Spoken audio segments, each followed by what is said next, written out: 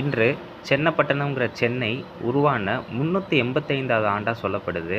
இது தாமல் சென்னப்ப நாயகர். இவர் ஒரு தமிழ் நாயக்கர். அந்த காலத்தில விஜயநகர பேரரசு கட்டுப்பட்ட ஒரு சிற்றரசர் அந்த தமிழ் நாயக்கர்.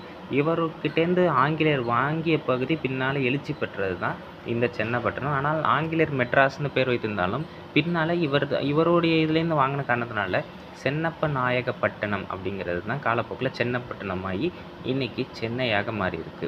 சரி, இந்த சென்னப்ப நாயகரை நிறைய பேர் இப்போ சொல்கிறதே கிடையாது. காரணம், அவர் வரலாற்றிலிருந்து மறைக்கப்பட்டிருக்கிறார். இவர் என்ன அப்படின்னா, கிழக்கிந்திய கம்பெனி இந்த தாமல் வெங்கடப்ப நாயக்கர் தான் இந்த சென்னப்ப நாயகரோட மகன்.